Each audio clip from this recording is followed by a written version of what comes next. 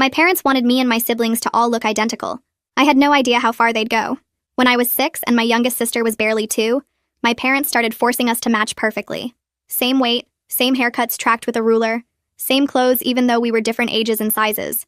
Every morning we'd line up while Mom measured our hair, and if someone's was even a tiny bit longer, she'd cut it right there. The matching got dangerous once we hit puberty. Our sister Violet developed early, and Mom wrapped her chest so tight with ace bandages that she passed out in gym class. Then Mom stuffed the rest of us with padded bras so we'd match. We had to dye our hair the same shade every 2 weeks, and the chemicals burned our scalps so bad we had scabs. Then Ruby's voice stayed high while ours got deeper, so she had to practice talking lower until she lost her voice completely for a month. Teachers couldn't tell us apart, and we weren't allowed to correct them. I wanted to try out for soccer, but Violet hated sports, and if one of us did something, we all had to. Ruby was amazing at violin but had to quit because the rest of us sucked and it made us different. I got my period at 11 and had to hide it for 2 years until Violet got hers, using wadded-up toilet paper because asking for pads would reveal we weren't developing identically. The shame of bleeding through my pants in class while pretending nothing was wrong still makes me sick. Our bodies kept growing differently because that's what bodies do. Hazel shot up 5 inches one summer, and Dad made her slouch constantly until her spine got messed up. Ruby stayed tiny, so they put huge lifts in her shoes that made her ankles swell. Then our faces started changing. Violet's nose got wider, Hazel developed sharp cheekbones, Ruby's eyes stayed rounder than ours. Our parents tried everything from face exercises to sleeping in masks that were supposed to reshape our bones. When I turned 15, I tried to run away. I made it to the bus station before they caught me. And after that, they installed locks on our bedroom doors that only locked from the outside. They put cameras in every room and made us check in every hour we were awake. If one of us went to the bathroom too long, Mom would bang on the door screaming about secret individuality. They pulled us all out of regular school and started homeschooling so nobody could corrupt us with ideas about being different people. I felt like I was drowning in sameness, losing track of where I ended and my sisters began. That's when they found a doctor who lost his license in America, but still operated in Mexico. He examined us like livestock, taking measurements while talking about fixing us. He'd shave down Hazel's cheekbones, widen Ruby's nose, narrow Violet's, pin back my ears to match Ruby's. He'd even alter our hairlines and lips to be exactly identical. My parents paid him $20,000 up front and scheduled everything for 2 weeks after my 16th birthday. A week before we were supposed to leave for Mexico, Violet tried to end her life by swallowing a bottle of sleeping pills. She survived, but the hospital asked questions about the scars on her chest from years of binding. Our parents lied and said she did it to herself because she had body image issues. They used it as proof we needed the surgeries to be happy. They moved up our surgery date to 3 days later, before any social workers could investigate. Mom packed while Dad lectured us about how Violet's selfishness was just fear of becoming perfect. They'd already told everyone we were going to a special camp. The van to the airport was coming at 4 a.m. That night, they made us take sleeping pills so we wouldn't try running. I pretended to swallow mine, but spit it out when Mom looked away. I stayed awake listening to my sister's breathing, knowing that in 12 hours we'd be in surgery. Mom had shown us the final plan, and it included things she hadn't mentioned before, like removing ribs to make our torsos identical and altering our vocal cords to match our voices permanently. At 3:45 a.m., the van pulled up. They carried my drugged sisters out one by one while I pretended to be asleep. As Dad lifted me, I stayed limp, waiting for my chance to run once we got outside. My heart was beating so loud I was sure he'd notice. But as he reached the van, I felt something sharp prick my neck. Mom stood there with a syringe, smiling. "Did you really think we'd trust the pills alone?" she asked as my vision blurred. "We've been planning this for years." The drugs hit fast and my body went truly limp as they loaded me in next to my sisters. The last thing I saw was the airport sign as we merged onto the highway, knowing that none of us would wake up from those surgeries as ourselves. Except the drugs didn't knock me out completely. My body went limp like Mom wanted, but my brain stayed awake enough to know what was happening. I kept my eyes almost closed, just tiny slits so I could see the dashboard lights and the dark road passing by. Mom sat in the passenger seat running through their story out loud, practicing how she'd tell airport staff we were going to a special arts camp in Mexico. Dad corrected her twice about which city we were flying into, and she snapped at him to get it right because one wrong detail could ruin everything. My sisters breathed slow and heavy next to me, actually knocked out by whatever pills they took. The van smelled like the vanilla air freshener Mom always used and that chemical smell from the hair dye we'd used 2 days ago. I counted the exit signs we passed, trying to stay focused and not let the drugs pull me under. Exit 7, exit 9, exit 11. My heart beat so hard I worried they'd hear it in the quiet van. Dad merged onto the airport exit ramp and the big blue sign with the airplane symbol lit up in our headlights. This was it. This was actually happening unless someone at the airport noticed something was wrong with 4 unconscious teenage girls. Dad pulled into the departure drop-off lane where all the other early morning travelers were unloading their bags.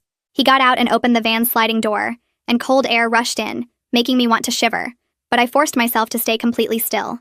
He grabbed a luggage cart from the rack nearby and wheeled it over. I felt his hands under my arms as he lifted me out and placed me on the metal cart, my head lolling to the side. He loaded Violet next to me, then Ruby, then Hazel, arranging us like we were cargo instead of people. Mom came around and started fussing with our matching pink hoodies, zipping mine up higher and smoothing down Hazel's hair. She pulled at Ruby's sleeve to make it match the others exactly, muttering about how we needed to look perfect even now. Through my barely open eyes, I saw other people walking past with their rolling suitcases. A woman in a business suit stared at us for a long moment, her face confused. A man with 2 kids slowed down to look. But then they all kept walking, pulling their bags toward the terminal doors. Nobody stopped. Nobody asked questions. They just looked away like we were something uncomfortable they didn't want to deal with. Mom pushed the cart through the automatic doors into the terminal, and the bright fluorescent lights hit my closed eyelids like knives. The sudden brightness made my eyes water, but I couldn't wipe the tears away. I heard the echo of announcements bouncing off the high ceilings, something about unattended bags and security alerts. The wheels of the cart squeaked on the shiny floor. Dad walked next to us carrying our 4 passports and a folder with all the Mexico paperwork. My head bounced slightly with each push of the cart, and I had to concentrate hard on keeping my body limp and my breathing steady. The terminal was mostly empty this early in the morning, just a few tired travelers scattered around. We passed a coffee shop that wasn't open yet, and a closed gift shop with its metal gate pulled down. The overhead lights were so bright they hurt even through my eyelids. Mom's shoes clicked on the floor in that fast rhythm that meant she was nervous. She was pushing the cart faster now, heading toward the international check-in counters at the far end of the terminal. The airline agent looked up from her computer screen as we approached. I could see her through my eyelashes. A woman maybe in her 30s with her hair pulled back in a bun. She glanced at her screen, then at us, then back at her screen. Her eyebrows pulled together and she tilted her head slightly. She typed something on her keyboard and her frown got deeper. She picked up her phone and made a quick call, and within a minute another agent in a supervisor vest came over. They had a quiet conversation while looking at us, and the supervisor pointed at something on the computer screen. The first agent nodded and gestured toward us on the cart. I felt a tiny spark of hope flicker in my chest. Someone was noticing. Someone was seeing that something was wrong with 4 identical teenage girls who weren't moving or responding. The supervisor leaned closer to get a better look at us, and I saw her mouth move in a question to my parents. I knew this was my chance. I forced my eyes to focus even though the drugs made everything blurry. The agent leaned down closer to check if we were breathing, her face coming into clear view just inches from mine. I gathered every bit of control I had left and let one single tear slide down my cheek. It rolled slow and obvious down to my jaw. Her eyes went wide and she jerked back fast, her hand reaching for the phone on the counter. She said something sharp to the supervisor and pointed right at my face. The supervisor's expression changed completely and she grabbed the phone too. Mom started talking in that sweet voice, explaining something, but the agents weren't listening anymore. They were making calls and looking at us with concern and alarm instead of just mild confusion. 3 minutes later, an airport police officer walked up fast, his hand resting on his belt. He was tall and black with kind eyes that looked at us first before turning to my parents. His name tag said Hayes, and he pulled out a small notebook. He asked my parents why 4 teenagers were completely unresponsive at 4 in the morning. Dad launched into the story they'd practiced, his voice smooth and reasonable. He explained we were anxious flyers who got nervous about traveling. He said Mom had given us some medication to help us rest for the flight. He smiled that charming smile he used with teachers and doctors, the one that usually made people trust him and stop asking questions. Mom jumped in with more details, her voice sweet and concerned like she was the most caring mother in the world. She talked about the special arts camp in Mexico we were attending. She said we'd been so excited we couldn't sleep for days. She explained how she'd given us something mild and safe to help us rest for the long flight. She used words like responsible parenting, and their best interests, and just want them to be comfortable. She was using that exact tone she'd used with the hospital staff. When Violet tried to die, the voice that made her sound like a devoted mom who only wanted to help her daughters. The voice that usually worked on everyone. Officer Hayes crouched down next to the cart, his face level with mine. He gently lifted my hand in his skin warm against my cold fingers. He spoke quietly, just loud enough for me to hear. He said if I could hear him, squeeze his thumb. I gathered every bit of strength I had left in my drugged body. I focused all my energy on my hand. I squeezed as hard as I could, which wasn't very hard because of whatever Mom injected in my neck, but I squeezed. His whole body went completely still. His eyes locked on my face and his grip on my hand tightened slightly. He'd felt it. He knew I was conscious. He knew something was very wrong here. Hayes stood up fast and pulled the radio from his belt. He called for EMS in a voice that was calm but urgent. He told my parents nobody was boarding any plane until medical personnel checked us out. Within 2 minutes, 2 paramedics rushed over with their equipment bags. They started checking our vital signs, one taking my pulse while the other checked Violet. The first paramedic lifted my eyelid and shined a light in my eye, then did the same to Ruby. He said something to his partner about our pupils being way too small. The second paramedic checked our breathing with a stethoscope and said it was too shallow for normal sleep. They looked at each other and then at Officer Hayes with expressions that said this wasn't right. Mom's voice got higher and tighter. She insisted we were fine and we were going to miss our flight. She said they were making a big deal out of nothing. She kept talking about the camp and how we'd be late and how this was all unnecessary. Dad put his hand on her arm, probably trying to signal her to calm down. But I could see the panic starting to crack through their perfect parent act. Mom's sweet voice had an edge to it now. Dad's smile looked forced and tight. The paramedics kept checking us and talking to Officer Hayes, and I knew our parents could feel control slipping away from them for the first time in years. The first paramedic leaned closer to check my pulse again, and his fingers brushed against my neck where Mom had stuck the needle. He froze for a second, then gently turned my head to get a better look. His partner came over fast and they both stared at the small red mark with the tiny bit of blood still fresh on my skin. The first one pulled out his radio and called for his supervisor while the second paramedic moved to check Violet. He found the same mark on her neck in the exact same spot. Then he checked Ruby and found another one. Then Hazel. All four of us had identical injection sites that were still red and fresh. The supervisor's voice crackled back over the radio asking for details, and the first paramedic said something about multiple minors with signs of forced sedation and possible non-voluntary medication. He looked straight at Officer Hayes and said, "This didn't look like anxiety medication given by a parent.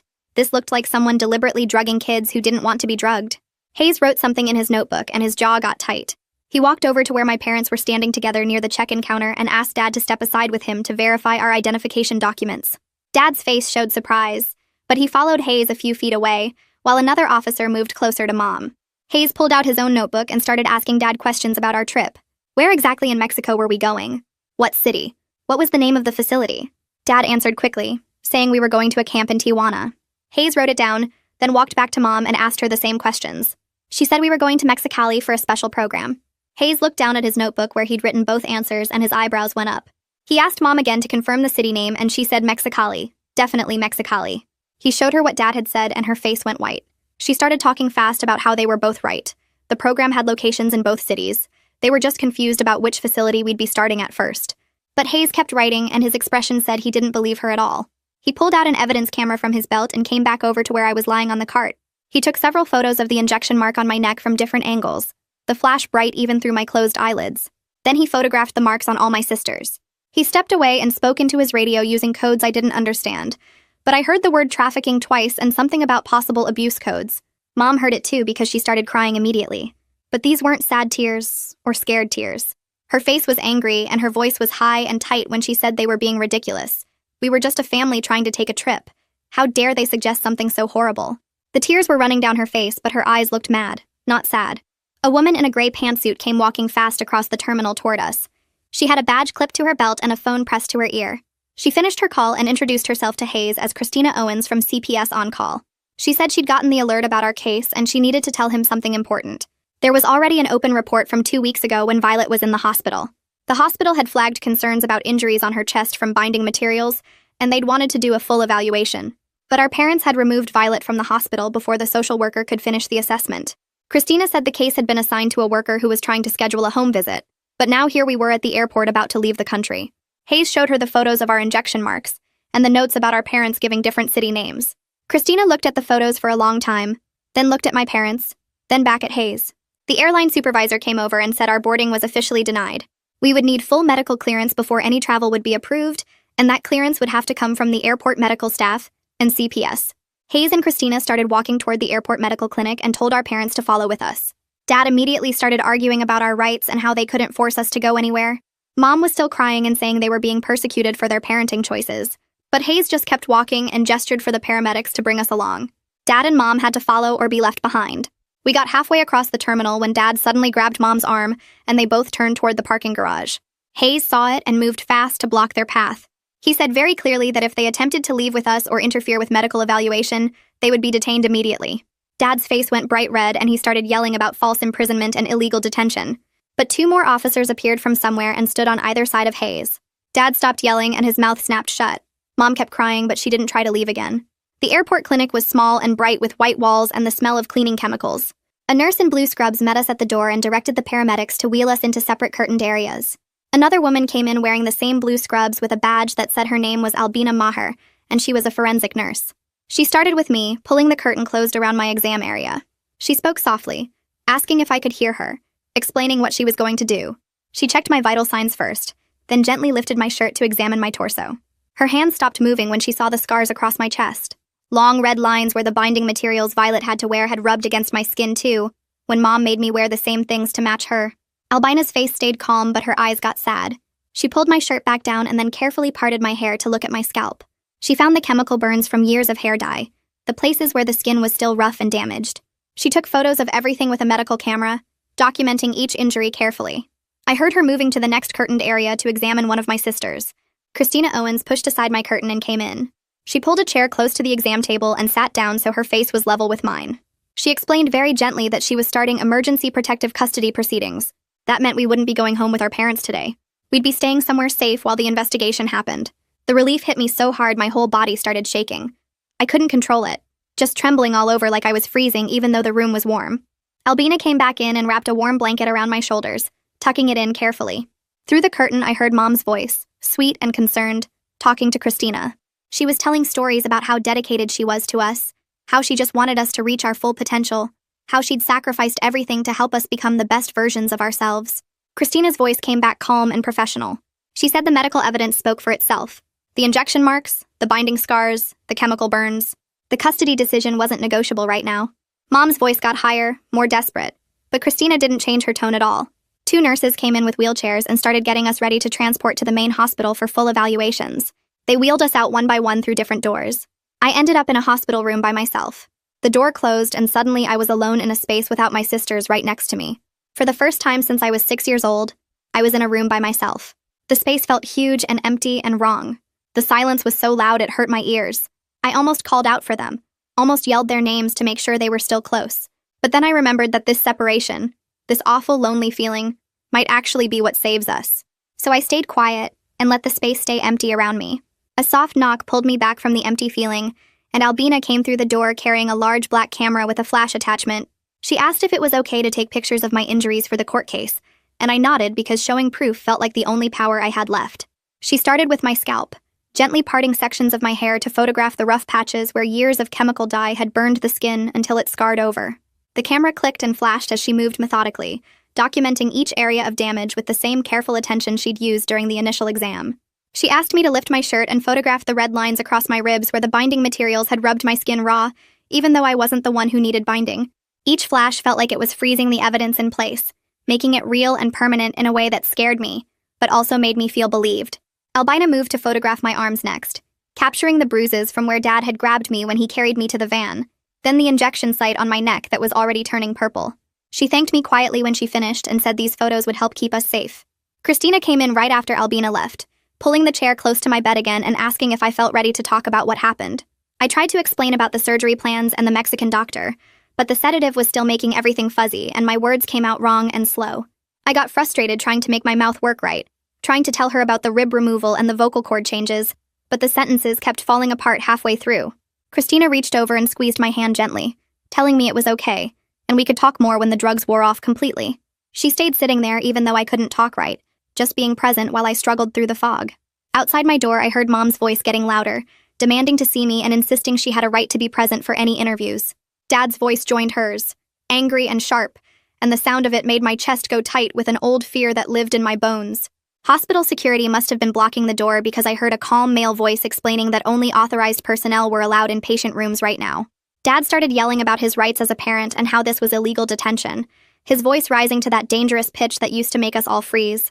The security guard's voice stayed level and firm, not moving from his position, and I realized he wasn't scared of Dad at all. Christina looked toward the door and then back at me, asking if I felt safe with the guard there, and I nodded even though hearing Dad's anger through the door made me want to hide under the bed. Hayes appeared in my doorway about 20 minutes later, nodding to the security guard before coming in to talk to Christina. He said he'd secured warrants to search our house for the bedroom door locks, the surveillance cameras, and any other evidence of what our parents were planning. The judge had signed off in less than an hour once he saw the photos of our injection marks and heard about the Mexico trip. Christina asked about timeline, and Hayes said his team was executing the search warrant right now, collecting the cameras and the locks and Mom's measurement logs. I felt this weird mix of relief and guilt, knowing strangers were going through our house and documenting all the ways our parents had controlled us. A nurse suddenly rushed past my door fast, almost running, and I heard her calling out a code for a psychiatric emergency. My heart stopped completely because I knew that code was for Violet's room, and she'd already tried to die once, and now we were separated, and she was alone with her fear. I tried to sit up, but Christina put a gentle hand on my shoulder and told me to stay put, that Violet had a whole team with her and they knew what they were doing. I lay back down, but my whole body was shaking, terrified that Violet had found another way to escape, and this time nobody would catch it in time. Christina left to check on what was happening, and I was alone again with just the sound of people moving quickly down the hall and the beeping of my monitors. Albina came back about 30 minutes later looking pale and shaken, sitting down heavily in the chair next to my bed. She explained very carefully exactly what procedures the Mexican doctor had been planning to do to us, using clinical words that made it sound like a medical textbook. Facial bone reduction to shave down Hazel's cheekbones and reshape our faces to match. Rib resection to remove ribs and make our torsos the same size and shape. Vocal cord modification to alter the pitch and tone of our voices so we'd sound identical. She listed each procedure with its medical name and its risks, and hearing it all laid out like a chart of planned surgeries made my stomach turn over hard. I asked if Violet was okay, and Albina said she was stable now, that it had been a panic attack, not another attempt, but they were moving her to a more secure unit for better monitoring. Christina returned carrying a folder full of papers and sat down to show me printouts of emails between Mom and the Mexican clinic. Her digital forensics team had pulled everything from our parents' phones with the search warrant. The emails included detailed measurements of each of our faces and bodies, with notes in Mom's handwriting about which features needed to be corrected to achieve perfect matching. I saw my own measurements listed there, my nose width and ear angle and jaw shape, all marked as needing adjustment. There were photos attached showing each of our faces from multiple angles with lines drawn on them marking where the doctor would cut. Christina asked if I recognized the clinic name, and I told her yes. I'd seen it on paperwork at home when Mom was organizing the trip. She immediately pulled out her phone and called someone about international medical licensing and cross-border patient safety alerts, her voice urgent and professional. She squeezed my hand while she talked and said I'd just helped protect other kids who might have been taken there, that the clinic would be flagged and investigated now. The weight of that felt huge, knowing other families existed who might do the same thing our parents tried. Christina explained that a court hearing was scheduled for this afternoon to determine temporary custody, and a lawyer named Bridget Ainsworth had been appointed as our guardian ad litem to represent what was best for us. I didn't fully understand what guardian ad litem meant, but Christina said it was someone whose only job was to figure out what we actually needed, and tell the judge. She said Bridget would probably come talk to me before the hearing to get my input. I felt overwhelmed by all these new people and systems and legal terms, but at least they were asking what we needed instead of just deciding for us like our parents always did. I lay there trying to process everything when I heard a faint sound through the air vent near the ceiling, a whisper that sounded like my name. I held my breath and listened harder and heard it again, Ruby's voice hoarse and damaged, but definitely hers, whispering my name through the connected ventilation system. I whispered back, and we figured out we could hear each other through the vents if we talked quietly. We couldn't have a real conversation, but we started tapping simple patterns on the wall between our rooms, 3 taps for I'm here and 2 taps for I'm scared and 4 taps for I love you. We kept tapping back and forth. This basic communication that felt like a lifeline, proving we were still connected even though we were in separate rooms for the first time in 10 years. A nurse knocked and came in carrying a plastic bag with my name on it. She pulled out my phone and handed it to me, explaining they'd gotten it from the things Dad was carrying when he was separated from us at the airport. I turned it on and saw 17 missed calls from Mom's number and 3 voicemails. The most recent one was from Dad's phone. I pressed play and heard his voice, tight and angry, telling me this was all my fault for being ungrateful and tearing the family apart when they were just trying to make us special. He said we could have been perfect together, that we could have been something amazing that nobody else in the world was, and I threw it away by causing a scene at the airport. The guilt hit my stomach like a fist, hot and sharp, making me feel sick. But then I touched the injection mark on my neck, still sore and slightly swollen, and thought about the surgery plans with the rib removal and vocal cord changes. The guilt cooled down fast, turning into something clearer and harder. They weren't trying to make us special. They were trying to make us the same, and there's a huge difference between those two things. Christina came back a few hours later carrying a plain spiral notebook and a pen. She sat down next to my bed and explained she wanted me to write down what happened in my own words, just for my own record that nobody else had to see unless I wanted them to. She said it might help me process everything, and it would also be there if I ever needed to remember details later. I took the notebook and started writing, beginning with the morning they told us about the Mexico trip. But as I wrote, I noticed I kept using we and us for everything, like we were one person instead of 4. We felt scared. We didn't want to go. We tried to hide. I stopped and stared at the words, realizing I'd lost track of where I ended and my sisters began. Christina noticed me staring and asked what was wrong. I showed her the page and she nodded slowly, then suggested I try rewriting it using I and my own name. It felt strange and wrong at first, like I was lying by claiming experiences as only mine, but I forced myself to do it. I felt scared. I didn't want to go. I tried to hide. Seeing my individual experience written out separately for the first time made my chest feel tight, but also somehow lighter. That evening, Christina came back looking concerned, holding her phone. She showed me a local news website that had posted a brief story about an incident at the airport involving possible child endangerment. The article didn't use our names or give many details, just said 4 minors were taken into protective custody after concerning circumstances at the international terminal. Even though they kept us anonymous, fear shot through me thinking someone might figure out it was us. Our neighbors knew we were supposed to be going on a trip. Kids from our old school might remember us. What if people started talking and sharing the story and eventually someone connected it to our family? Christina must have seen the panic on my face because she sat down and explained very clearly that juvenile cases are sealed by law, our identities are protected, and the news outlets aren't allowed to publish information that could identify us. She promised me over and over that we were safe from exposure, but the fear still sat heavy in my chest like a weight I couldn't shift. Christina spent the next several hours on her phone, and I could hear her through the door talking to different people about foster placements. Most homes aren't set up to take 4 teenage girls all at once. Some had space for 2, others could take 3, but nobody had room for all 4 of us together. The possibility of being split up after everything we'd been through made me feel physically sick. We'd been forced to be identical for 10 years, and now that we finally had a chance to be separate people, we might actually get separated for real. I wanted to be my own person, but I didn't want to lose my sisters completely. Christina came back into my room later and promised she was still trying to find a placement that could keep us together, but I could tell from her face that it wasn't looking good. The next morning, Hayes and his team executed the search warrant on our house. Christina showed me photos they texted her as they went through each room, documenting everything. They found the locks on our bedroom doors that only opened from the outside, installed so we couldn't get out at night. They found cameras in every single room, including the bathroom, all feeding to monitors in our parents' bedroom so they could watch us constantly. They found Mom's detailed logs going back years, tracking our hair measurements down to the millimeter with notes about who needed cutting. They found the ace bandages she used to bind Violet's chest and the padded bras she made the rest of us wear to match. They found the notebook with our class schedules from when we were still in regular school, the one Mom had sent to the Mexican doctor, so he could plan the surgery timing. Hayes and his team took photos of everything and loaded it all into evidence bags. Christina said the amount of documentation they found was actually helpful for the case because it proved this wasn't just strict parenting, it was planned and systematic control. While Hayes was searching the house, other investigators went door to door interviewing our neighbors. Christina got copies of their statements and read some of them to me. Multiple neighbors confirmed they never saw us outside separately, always as a group moving together. One neighbor said we always wore matching outfits and walked in a line like little soldiers. Another mentioned we never played with other kids in the neighborhood. The statement that made me angriest was from the woman who lived 3 houses down. She told the investigator she thought it was cute how coordinated we were, like we were a matched set or a synchronized swimming team. That word cute made me want to scream. Nobody questioned whether cute was actually control. Nobody wondered if 4 teenage girls moving in perfect unison was maybe a sign something was wrong. They just thought it was charming and different and moved on with their day. Bridget Ainsworth came to meet me in the afternoon. She was a woman probably in her 50s with gray hair pulled back and direct eyes that looked at me like she actually wanted to hear what I had to say. She introduced herself as my guardian ad litem and explained that meant her job was to figure out what was actually best for me and my sisters, then tell the judge. She pulled a chair close to my bed and asked me a question nobody else had asked yet. She wanted to know what I actually wanted to happen, not what I thought I was supposed to say or what would make adults happy. I thought about it for a long time before answering.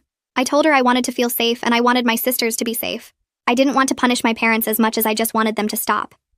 I wanted them to understand that what they did was wrong, but I didn't know if that was possible. Bridget wrote down everything I said without judging or trying to convince me to feel differently. She said my feelings were valid even if they were complicated, and it was okay to want safety without wanting revenge. The emergency custody hearing happened that afternoon in a small courtroom that felt more like a conference room. Just the judge behind his desk, lawyers on both sides, Christina, Bridget, and my parents with their attorney. I wasn't required to be there since it was just about temporary custody, not the full case. Christina recorded it on her phone so I could hear what happened later if I wanted. My parents' lawyer spent most of his time arguing that CPS was persecuting a family for their homeschooling choices and traditional values. He kept saying things about religious freedom and parental rights, trying to make this about belief systems instead of what my parents actually did to us. He claimed the airport incident was a misunderstanding, that we'd voluntarily taken medication, and my parents were being responsible by monitoring us. He said the planned procedures in Mexico were cosmetic choices that lots of families make, like braces or acne treatment. Listening to him twist everything made me feel crazy, like he was describing a completely different reality than the one I lived. The judge let the lawyer finish, then started going through the evidence. He looked at the photos of our injuries, the binding scars and chemical burns and injection marks. He read the emails about the surgery plans out loud, including the parts about rib removal and vocal cord alteration. He listened to Albina's testimony about the serious medical risks we were facing, how some of the planned procedures could have caused permanent damage or even death.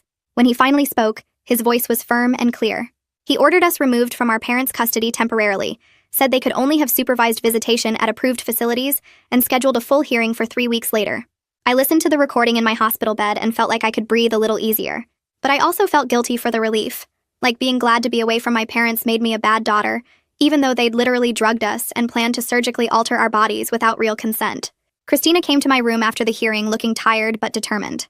She sat down and explained the placement situation honestly. She'd found a foster home that could take 3 of us together, but not 4. She asked if one of us would be willing to go to a separate foster home, so the other 3 could stay together, since that was the best option available right now. I volunteered immediately, the words coming out before I even thought about them. I was the oldest. I was the one who got us into this by getting caught pretending to sleep instead of staying unconscious like my sisters.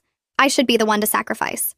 Christina looked at me for a long moment, then asked if I was sure or if I was just doing what I thought I was supposed to do. I told her I was sure, even though I wasn't completely, because somebody had to make the choice and it should be me. That night, Christina drives me to a foster home about 20 minutes away, in a neighborhood with trees lining the streets and houses that all look different from each other. A couple in their 60s opens the door and introduces themselves, but I'm so tired I barely register their names. They show me to a small bedroom on the 2nd floor with pale blue walls and a window that looks out at the backyard. The woman opens the closet and shows me 3 different sets of pajamas hanging there, asking which one I want to wear tonight. I stare at them for a long time because I've never been asked to choose before, and finally I point to the middle one with small flowers on it. She smiles and leaves me alone to change, and I notice the door has a lock, but it only works from the inside. Nobody can lock me in. I sit on the bed after I change, and the house is so quiet I can hear the clock ticking downstairs. Without my sisters breathing nearby, the silence feels huge and wrong, like something important is missing. But it also feels lighter somehow, like I can breathe deeper without matching my breath to theirs. I lie down and pull the blanket up, and for the first time in years, I fall asleep without listening for Mom's footsteps in the hallway or checking if my sisters are still there. The next morning, Christina picks me up and drives me to my first therapy appointment with a man named Ephraim Johnston, who has an office in a building downtown. He's maybe 40 with a calm voice, and he doesn't try to shake my hand when I come in, just gestures to a comfortable chair and sits down across from me. He explains that we're going to work on very small, realistic goals. Things like getting through each day and starting to figure out who I am as a separate person. He doesn't promise he'll fix me or heal me or make everything better, just says we'll work on coping and surviving. That feels more honest than false hope would, and I nod to show I understand. He asks me what I'm feeling right now, and I tell him I don't know. Everything is too mixed up to separate. He says that's okay, and we'll work on that too, learning to tell one feeling from another. Later in the session, Christina joins us, and they discuss school reentry plans, talking about whether I should go back to regular school or continue homeschooling or try online classes. I mentioned that I always wanted to try soccer but couldn't, because Violet hated sports, and if one of us did something, we all had to. Ephraim writes this down in his notebook and says we can explore that, but he explains the timing might not be right yet while everything is so unstable with court dates and adjustments to foster care.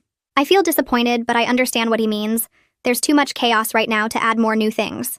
A few days later, Bridget comes to visit me at the foster home and asks me to start keeping a journal of memories that are specifically mine, not shared experiences with my sisters. She wants me to document how our individual identities got suppressed, write down moments that belonged only to me. I sit with the blank notebook that night and try to think of memories that are just mine, but everything is tangled up with my sisters because we were forced to do everything together. I can't remember the last time I did something alone or had a thought that was only my own. I write this down and show Bridget the next time she visits, and she says that struggle itself is evidence of what our parents did to us. The fact that I can't find individual memories proves how thoroughly they erased our separate selves. About a week after I start the journal, Christina calls with news about the Mexican clinic. She tells me they got word that the clinic has either shut down or moved locations, and the lead on the unlicensed doctor has gone cold. My stomach twists when she says this because it means he's still out there somewhere doing this to other kids, and I feel guilty even though I know it's not my fault. Bridget reminds me later that I'm 16, and stopping international medical criminals isn't my responsibility, but the guilt sits heavy anyway. I keep thinking about other girls who might end up on that surgery table because we didn't catch him in time. A week after the custody hearing, I'm scrolling through social media on my phone when I get a message request from an account I don't recognize. The profile picture is blank, and the username is just random letters and numbers. I open it, and the message says, "We can still fix you. We can still make you perfect. We love you." I know immediately it's from my parents violating the no-contact order, and my hands start shaking so bad I almost drop the phone. I screenshot the message like Christina taught me to do and send it to her right away. Then I block the account and delete the message request. Christina calls me back within an hour and tells me she's forwarding it to Hayes and the prosecutor. 2 days later, Christina calls again to tell me that Hayes traced the fake social media account back to Dad's work computer using the IP address. He's filing a motion for contempt of court since my parents violated the no-contact order. Christina says this proves I was right to report it and that consequences are happening, which helps calm the panic that flared up when I first saw their message. The next week, I have my first supervised visit with my sisters at a neutral visitation center, a plain building with meeting rooms and cameras everywhere. As soon as we're in the same room, we start arguing about whose fault this is and who should have done what differently. Violet says I should have stayed quiet and we'd all still be together, and I snap back that together meant drugged and heading for surgery. Ruby starts crying and saying she just wants everything to go back to normal, and Hazel yells that there is no normal to go back to. The supervisor sits quietly and lets us work through it instead of shutting us down, and eventually we're all crying and hugging each other and admitting we're scared and grieving even though we're also safer. We hold on to each other for a long time, and I realize this is the first time we've touched in weeks, the first time we've been close without being forced to match. A few days after that visit, Christina takes Hazel to an appointment with an orthopedic specialist who examines her back and takes x-rays. The doctor confirms that the forced slouching damaged her spine in ways that will require physical therapy and might cause chronic pain for the rest of her life.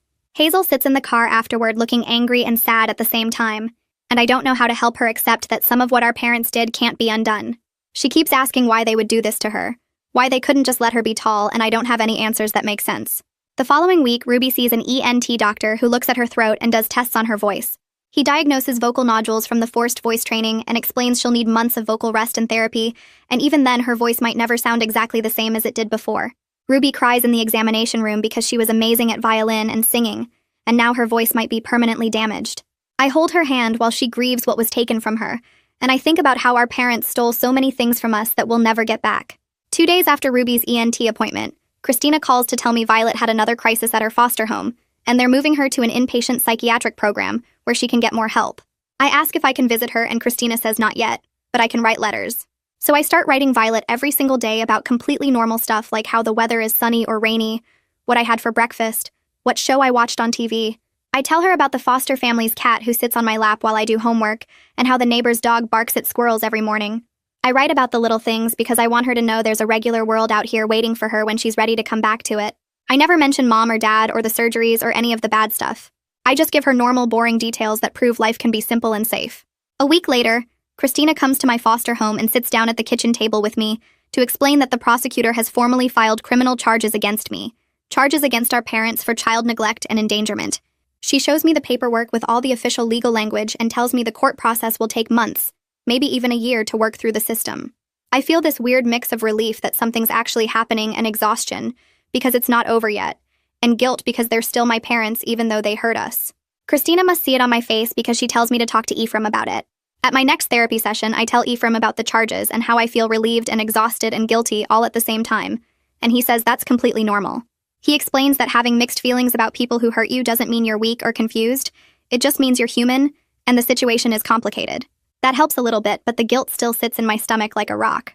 The following week, Bridget comes to the foster home and tells me we need to start preparing for the extended custody hearing, where I might have to testify in front of the judge. We sit in the living room and she asks me practice questions like, why didn't you tell anyone sooner? And why didn't you just run away?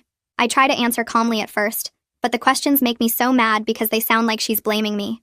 My voice gets louder and I tell her I was scared and controlled and I did try to run away and they locked us in. Bridget nods and says, good. That anger is good. I need to be able to access it to protect myself on the stand. She explains that my parents' lawyer will try to make me doubt myself and get confused, so I need to practice staying strong and clear even when I'm upset. We do the practice questions over and over until I can answer them without my voice shaking too much. A few days later, Christina forwards me a legal document that my parents' attorney filed with the court. I sit on my bed and read through it, and the words make me feel like I'm going crazy. Their lawyer argues that homeschooling rights and religious freedom protect their parenting choices. He's trying to reframe everything they did to us as a family's private educational and spiritual decisions. The motion talks about parental authority and traditional values and family autonomy, like those words somehow make the chest binding and forced sedation okay. I read it 3 times, and each time I feel more disconnected from reality, because they're describing a completely different world than the one I actually lived in. It's like they took all the facts and twisted them into something unrecognizable. I show the document to my foster mom and ask her if I'm the crazy one, if maybe I'm remembering wrong. She hugs me and says no, I'm not crazy. And sometimes people in power use fancy words to hide ugly truths. That weekend, I'm unpacking a donated bag of clothes in my room, sorting through shirts and jeans that someone dropped off for me. At the bottom of the bag, I find an old photograph that must have gotten mixed in by accident. I pull it out and my hands start shaking because it's from before the matching started, from when I was maybe 4 or 5 years old. The photo shows 4 little girls who actually look like 4 different people. One has curly hair, one has straight hair, one is taller, one is smaller. They're wearing different colored shirts and smiling different smiles. I stare at my younger face in the picture and try to remember who that girl was, what she liked, what made her different from her sisters. But the memories are so faded and buried under years of forced sameness that I can barely find them. I put the photo in my nightstand drawer because looking at it hurts too much, but I also can't throw it away. 3 weeks later, the extended custody hearing starts on a cold morning in February. Bridget picks me up early and we drive to the courthouse together. She reminds me to look at the judge when I talk, not at my parents, and to take my time answering questions. The courtroom is smaller than I expected, with wood paneling and fluorescent lights that buzz quietly. My parents sit at a table with their lawyer, and when I walk in, Mom starts crying. I force myself to look away and focus on the judge's desk. The bailiff calls me to the witness stand, and I put my hand on the Bible and swear to tell the truth. My voice shakes when I start talking, but Bridget was right. It gets steadier as I go. I tell the judge about the surveillance cameras in every room, including the bathroom, about the chest binding that made Violet pass out, about the forced sedation the night before the airport. I describe the surgery plans and the Mexican clinic and the $20,000 my parents paid up front. I look at the judge's face instead of at my parents, and that helps me keep talking even when my throat gets tight. When I finish my testimony, my parents' lawyer stands up for cross-examination. He's an older man in a gray suit, and he smiles at me in a way that's supposed to look kind but feels mean. He suggests that maybe I manipulated my sisters into being afraid, that maybe I made up the surgery plans to get attention, because I was jealous of their bond. He says it in this smooth voice like he's just asking reasonable questions. I feel anger flare hot in my chest, and I remember what Bridget taught me about using that anger. I look right at him and give him specific details. I tell him the clinic's name was Centro de Modificación Estética in Tijuana. I tell him the exact amount was $20,000 paid by wire transfer on a specific date. I list the exact procedures that were planned: the bone shaving and rib removal and vocal cord alteration. I watch his face change as he realizes I have way more concrete information than he expected. He tries a few more questions, but I counter each one with specific facts and dates, and eventually he sits down. After a break, Albina Maher takes the stand as an expert witness. She's wearing professional clothes, and her voice is calm and clinical as she describes the medical evidence. She explains the binding injuries on Violet's chest, the chemical burns on all our scalps from the hair dye, the injection marks on our necks from the forced sedation. She uses medical terms and shows photos on a screen and talks about the serious health risks we were facing. Her testimony is so factual and scientific that it's harder for anyone to dismiss what happened as just strict parenting or cultural differences. She doesn't get emotional or dramatic. She just presents the evidence like the medical professional she is. Then Hayes takes the stand and describes the airport intervention in clear chronological order. He talks about noticing us unconscious on the luggage cart, about the airline agent's concerns, about finding the injection marks.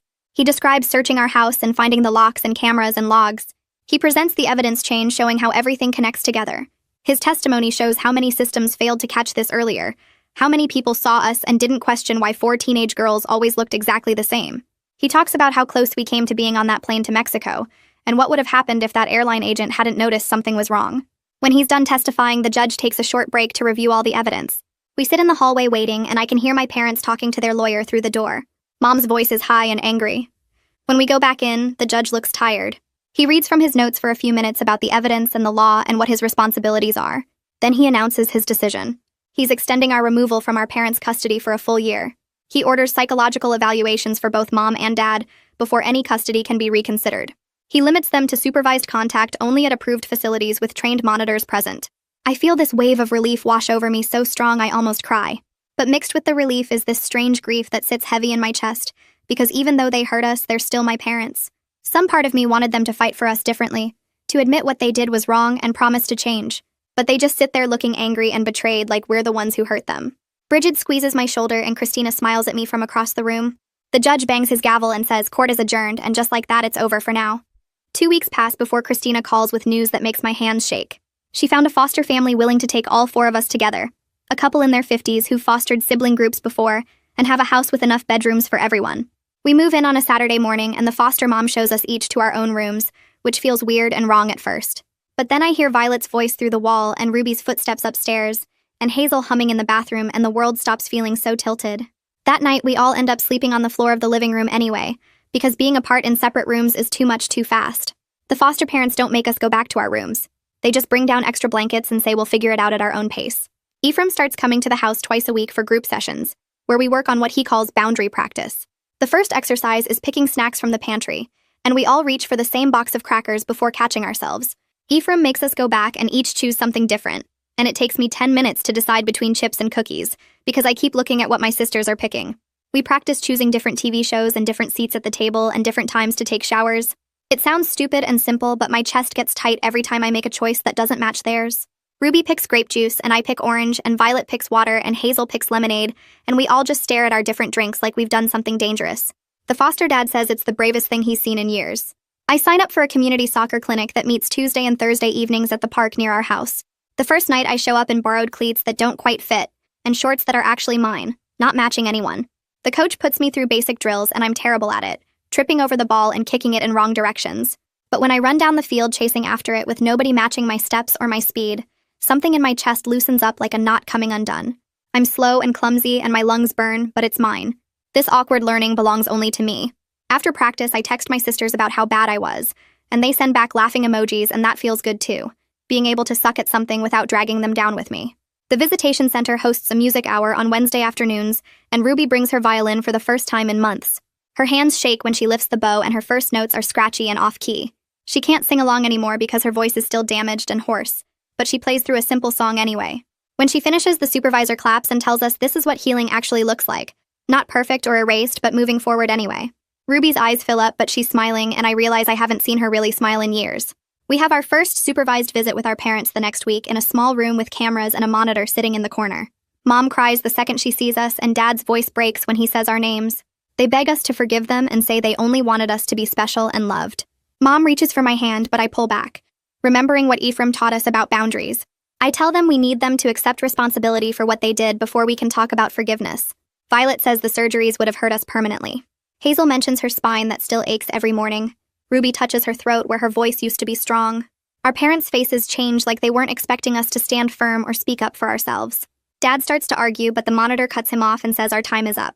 Walking out, I feel guilty and relieved and sad all mixed together. 3 days later, Christina calls with news about the Mexican clinic.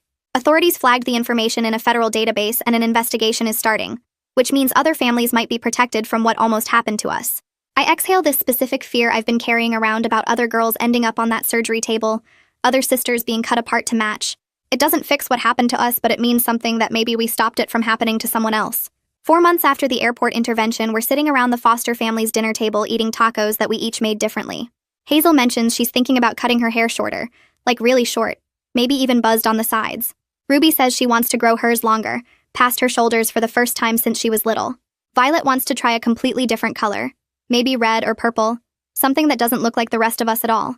We look at each other and start laughing because we're choosing different looks on purpose, claiming our own faces back one decision at a time. The foster mom offers to take us to the salon on Saturday, and we spend an hour looking at pictures on her phone of different hairstyles, each of us picking something totally separate. The final custody hearing happens on a cold morning in November. The judge reviews all the evidence again and listens to updated reports from Christina and Ephraim and our doctors. He grants long-term guardianship to the state with our foster family as permanent placement. He orders individualized education plans for each of us and separate medical care and therapy. He issues an injunction barring our parents from any decisions about body modification or medical procedures for us. It's not a fairy tale ending where everything gets fixed and everyone's happy, but it's real safety with legal protection behind it, and that matters more than perfect.